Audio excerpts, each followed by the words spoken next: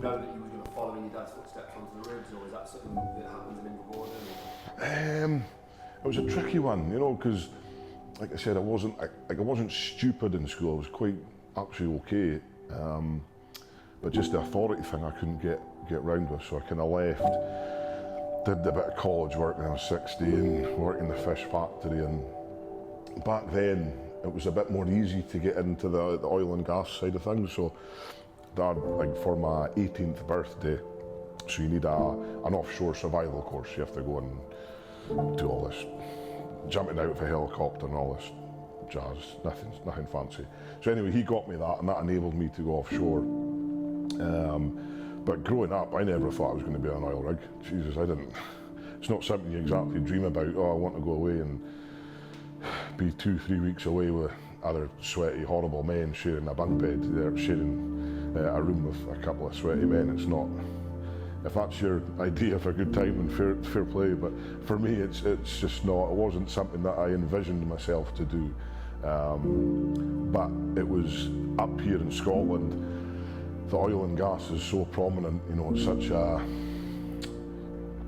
But again, when I was younger, it was quite an easy job to get into if you knew someone that could kind of vouch for you and stuff. And luckily, Dad kind of vouched for me, and he got me in with his company. And then it was up to me to, you know, progress and kind of climb that ladder, so to speak. And yeah, I did that for 16 years, and it was a huge part of my life, you know. But it's thankfully that's done now. You know, it's it's a tough one. I wouldn't say I wouldn't recommend it to anyone, but it's a very kind of, it can be a very damaging way of life, you know, especially with a family or a wife, or, you know, it's, if you're a single guy, you know, fire in, go for it, make your money and do whatever. But, you know, it's tough when you're married and you're trying to have that kind of relationship with someone. You're still getting to know each other as well, you know, you're still kind of growing together. So I found when I went away, my kind of mentality, my mental health really took a battering. It was, you're almost getting prepared to kind of go to war almost. It was, and my wife Cushy really noticed that, you know. It was like, it took 3-4 days before I went off. It was pretty much ruined because I was getting into that zone and kind of thinking, it was almost like a resentment. I had to go away, and, you know, all my friends were at home and my wife was at home and stuff. And it's tough. It is a really tough way of life,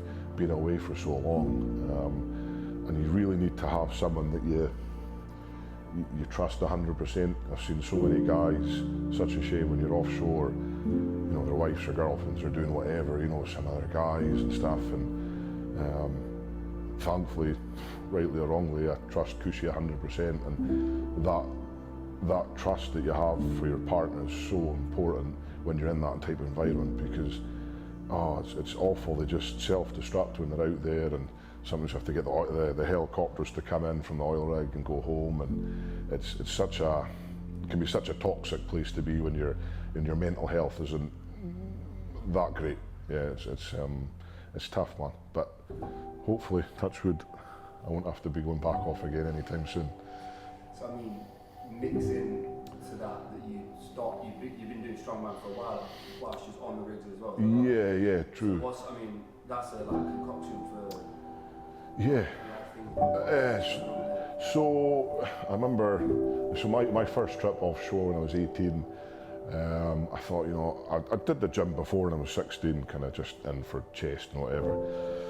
So offshore, when you're there, there's a TV room and there's a gym in the majority of rigs you go to. So I was like, well, I could either sit around, eat sweets, get fat and watch TV, or I could try and go to the gym. So I thought, right, stuff it. Very first gym I went to offshore, it's actually a boy from Invergordon.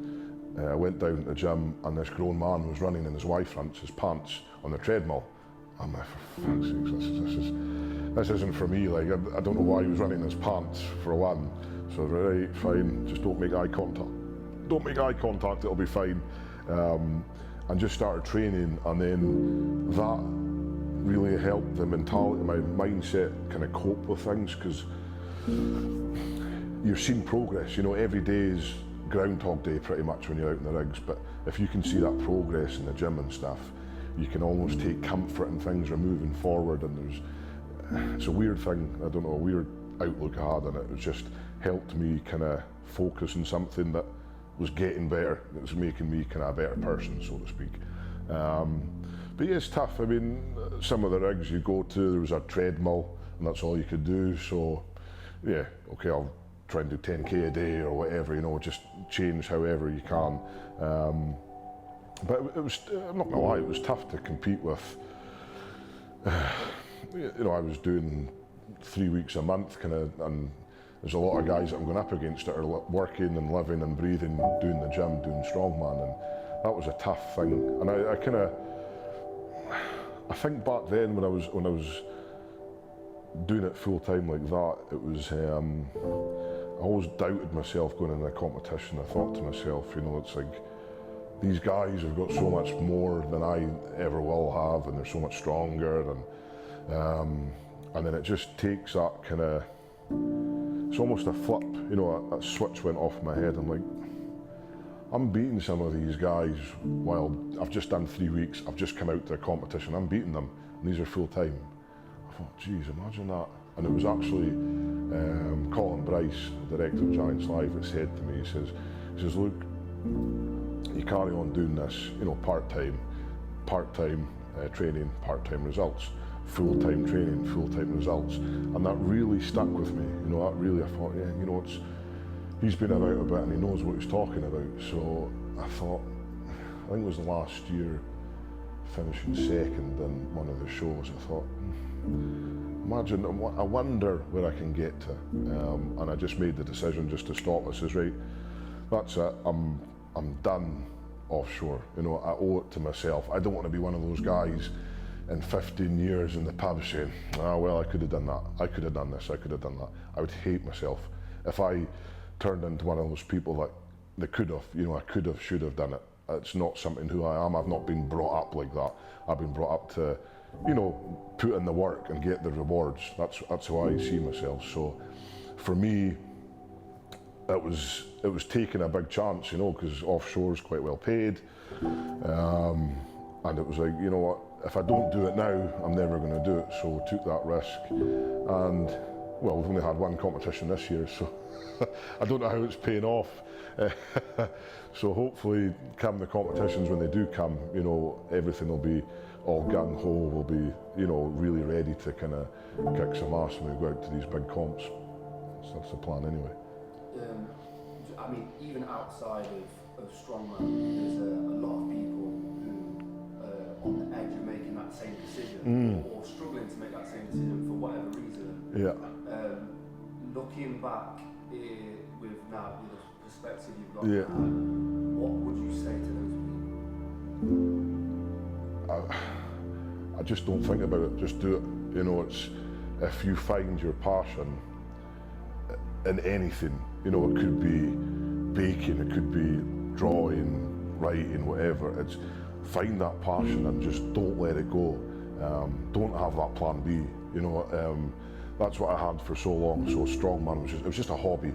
You know, even though we were making some money and it was growing and stuff, it was just a hobby. So I thought, well, you know, I'll do the offshore thing. I'll maybe do a bit more of the strongman, but I always had that plan B to go back in the rigs. So now I'm done. There's no plan B, C, D. It's only one thing, and that's strongman, and that's improving myself and the brand, the Stoltman brand, you know, to be a worldwide brand, and to, you know, really cement my feet and the kind of the foundations of strength across the world. That's my plan. And if it doesn't work, I don't know what's going to happen. But I'm not thinking that. I'm thinking it's got to work. You know, I've got a wife to support. I've got a house to pay for. I've got, you know, our dad. He's kind of retired now, so looking after him as much as we can. Want to be able to financially support him and just let him live his retirement, because he's done so much to us.